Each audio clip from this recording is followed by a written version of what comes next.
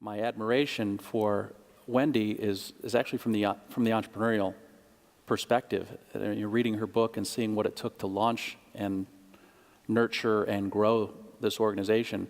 As I said, if it was for profit, I think we'd be talking about Wendy Kopp and TFA in the same breath as Zuckerberg and Facebook and Google, because it's that revolutionary and transforming. So take us back. We love good stories here.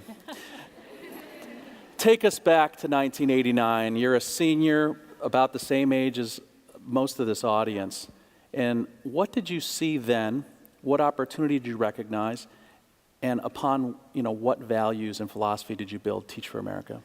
This is a throwback, I have to say, to be here, because 1 year after I graduated, I welcomed the first 489 Teach for America Corps members in this very auditorium.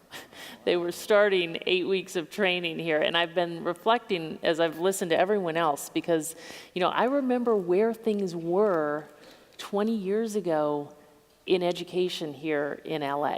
And if you go out there and you start listening to the pundits and whatnot, there's lots of despair about the state of affairs in the LA public schools. But I have to tell you, and just listening to you all brings it all home. I mean, there is so much momentum and so much positive change and so much evidence today that simply did not exist 20 years ago, that we can actually do this. We can solve this problem. I know I'm not answering your question. I'm going to get back there, but we can solve this. And I can see that because I've got the historical perspective of 20 years ago versus today, and you see how much we just now know we can solve it, and all the more reason for you all to channel your energy against it early on, because it's complicated, it's big, it's going to take a long time, and you can do it in your lifetime. I mean, literally, we can have the reality.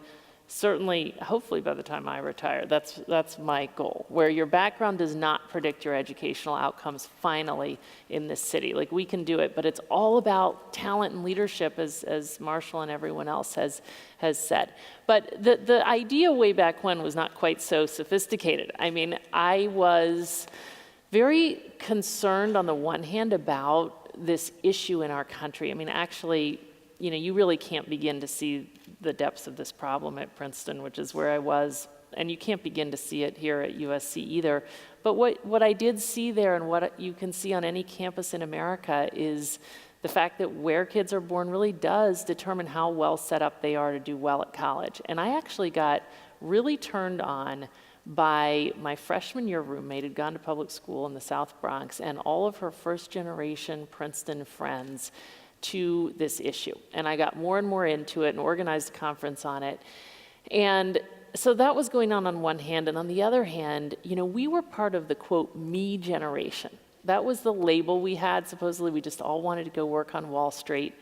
And I thought that label was crazy, because everyone I knew, myself included, we were just searching for something we weren't finding in terms of a way to make a real difference in the world.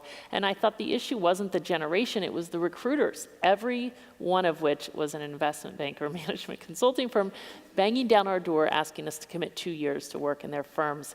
And one day, all this just came together, and I just thought, you know what, why aren't we being recruited as aggressively to commit 2 years to teach in our most under-resourced communities? And how powerful would that be for the kids growing up today in those communities, but also for the priorities of a generation? You think about taking all these promising folks and having their first 2 years be teaching in our highest poverty communities instead of working on Wall Street. So that was the original inspiration. And give us the scoreboard, or the line of the numbers that you've touched and impacted through 22 and a half years of TFA. Well, we spent 10 years just going through massive learning curves and trying to stay afloat. So we were bringing 500 people a year in to Teach for America until 10 years ago. And then when we finally, there was growing amounts of evidence that these folks were making a positive impact in classrooms, and also were going on as alumni, most of them to stay in education. Others who would leave would do great stuff in the realms of policy and medicine and whatnot to take on some of the related factors. So there was real evidence evidence that this was working, but we were operating at a pretty small scale, and we set out at that point to start growing. So, now we have every year about 50,000 people applying to Teach for America, which 20 years ago, people would have said, you gotta be kidding. Like 10% of USC's graduating seniors are competing to teach in our highest need communities. Like, that was really an unheard of thought.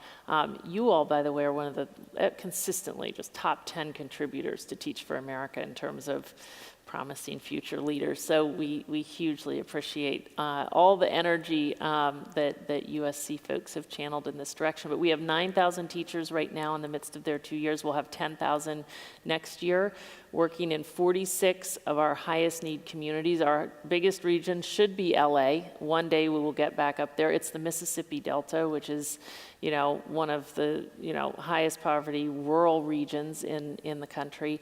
But and we now have 24,000 Teach for America alumni, 2/3 of whom are working full-time in education. And they're, I think what's inspiring to me at this point is seeing what's happening in communities where we've been placing a steady stream of these people for 10 or 20 years. And, as I said before, you can really see very different things happening for many reasons. I mean, we're working alongside so many others in this fight. But if you took out all the Teach for America alums, you would take away a lot of the energy and leadership that's driving us forward.